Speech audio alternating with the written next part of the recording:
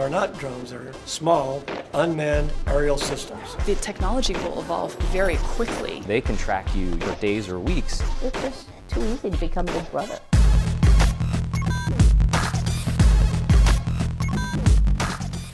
Drones, or flying robots, are a type of unmanned aircraft used by the military for surveillance and warfare.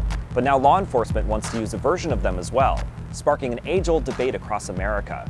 How do you balance technology with that creepy feeling that Big Brother is watching you? Alameda County in Northern California tried to answer that question at a recent public meeting. Today we'd like to put on a demonstration and a PowerPoint in regards to small unmanned aerial systems. This is the Sheriff of Alameda County, Gregory Ahern, and he's proposing the use of a small drone about the size of a laptop to the county's Public Protection Committee. So I think this is the future of technology, and I think if we do this correctly, I think we'll have a great advantage over the other parts of our nation, and we can work together to make sure this works correctly. I think local police departments want to get their hands on drones right now because they see it as an easy, efficient way to monitor what's going on in a city. Lori Levinson is a professor of criminal law at Loyola Law School in Los Angeles. That can be for the good, make sure people are safe, but it can also be creepy as it invades people's privacy. So that's the hot issue. And that was the chief concern among Alameda residents at the public protection meeting. What people are concerned about is that law-abiding citizens will be surveilled. The best thing that a drone would be suited to do is to surveil. This drone is just another mechanism to invade people's privacy and spy on them. We don't use these types of devices for surveillance. It's mission specific to search areas for lost children or elderly or Alzheimer's patients, to search an area that would be very difficult for our personnel to get to. You're having the police department saying, look, we're going to use it for good causes. We're going to use it for safety and rescue. But the people are saying, how can we trust that that's what's going to happen? You might be using that to spy on, for example, groups that are protesting because they've had their fair number of protesters, or just using it against certain communities. Once that drone's in your backyard, they can see all sorts of things. Maybe they're not illegal, maybe they're just a little embarrassing, or maybe they're just none of the government's business. Prior to this meeting, Sheriff Ahern met with civil liberties advocates to hear recommendations for alleviating these concerns. Everyone has been so professional in meeting with us repeatedly. We would also be more delighted if they had taken more of our recommendations. One of those people he met with was Linda Lai, a lawyer with the American Civil Liberties Union of Northern California, who came to the meeting to speak. The policy as proposed invites the very kind of surveillance that the sheriff agrees in principle should not occur. Lai says Sheriff Ahern's written privacy policy needs to be more specific about what the department can and cannot do. Right now, it's just too broad. If the sheriff wants a drone for search and rescue, then the policy should say that he can only use it for search and rescue. Unfortunately, under his policy, he can deploy a drone for search and rescue, but then use the data for untold other purposes. That is a huge loophole. It's an exception that swallows the rule. I just have to disagree. We're very protective of the Fourth Amendment rights, privacy rights.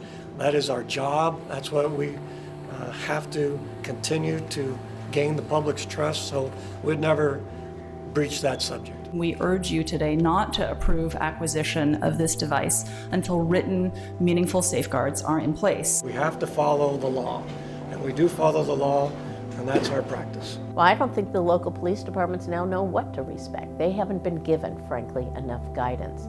If you're going to say we're going to use it for a manhunt, what do you call a manhunt? If you say you want to use it to find missing persons, well, how far can you go with that? Does that mean all of a sudden you can use drones inside of people's apartment complex? Because the person might be there.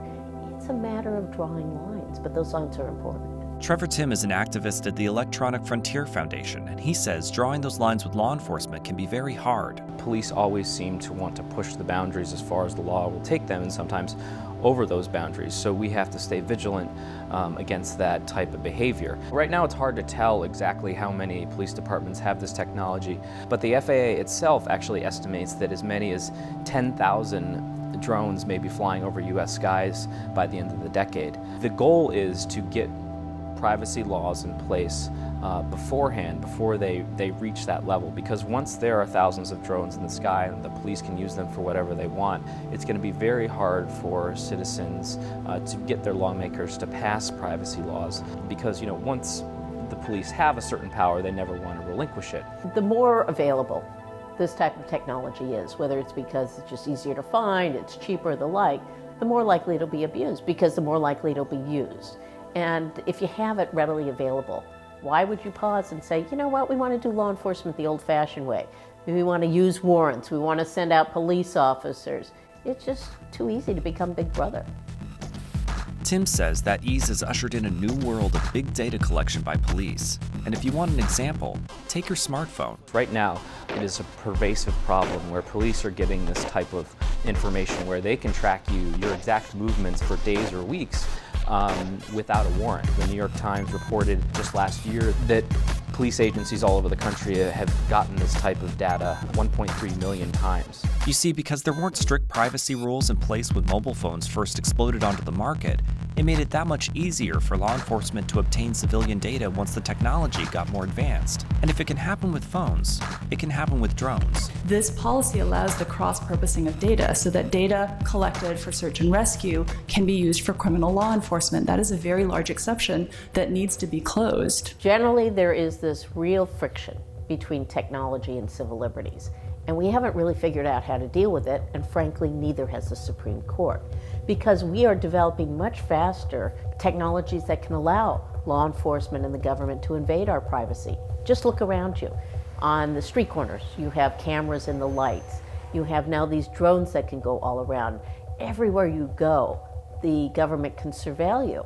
And yet the laws written to deal with this go back to the time of, the framers of the Constitution. What did they know about drones? The Supreme Court's trying to deal with the issue of how do you balance our Fourth Amendment interests, our privacy interests, against what technology can do. We're wading out into uncharted waters here. We need to bake in the privacy safeguards into this template. One of those safeguards might just be more technology. It's not that hard because of technology today to get a warrant. And so certainly law enforcement could use that and any other surveillance technique if an objective, impartial person, like a judge, says your needs outweigh the privacy interests. What the real fight is right now is letting the police unilaterally make that decision. What I think would be a problem is if we say, there are some times we might need to use drones, so trust us. We'll just use them when we need to. I actually trust Sheriff Ahern a lot, and I think he's one of the best sheriffs in the United States. Okay, so I feel that way, okay? Thank you.